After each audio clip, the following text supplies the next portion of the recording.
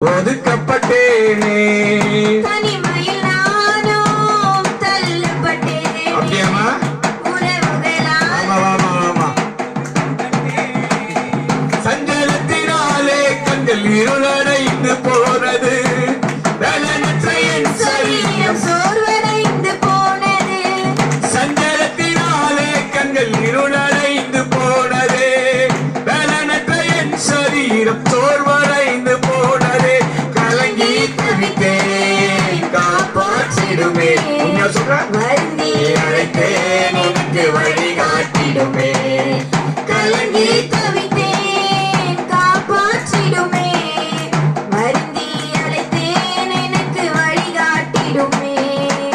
ஏற்றுக்கொள்ளுமையா, மன்னித்து ஏற்றுக்கொள்ளுமையா, சேர்த்துக் கொள்ளுமையா, சபையில் சேர்த்துக் கொள்ளுமையா.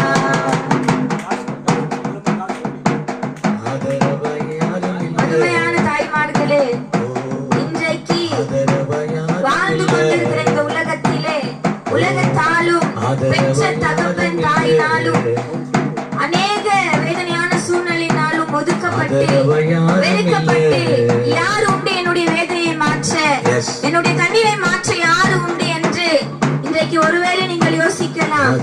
ஆனால் வேதனையை மாற்ற, கண்ணீரை மாற்ற ஒருவர் உண்டு. அவர்தான் ஆண்டவராகிய இயேசு கிறிஸ்து.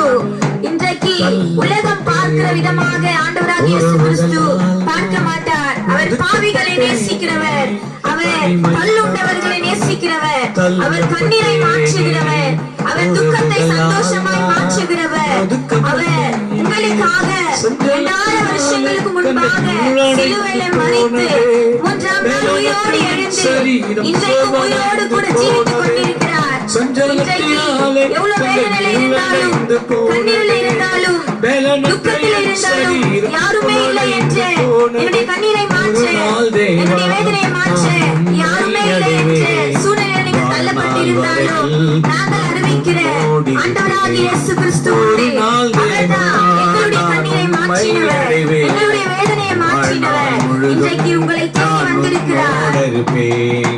ஏற்றுக்கொள்ளுமையா, மன்னித்து ஏற்றுக்கொள்ளுமையா, சேர்த்துக் கொள்ளுமையா, சபையினில் சேர்த்துக் கொள்ளுமையா.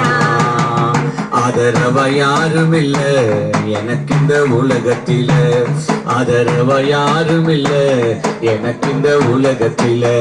தனிமையில் நானும் தள்ளப்பட்டேனே, உறவுகளால் நான் ஒதுக்கப்பட்டேனே. தனிமையில் நானும் தள்ளப்பட்டேன்.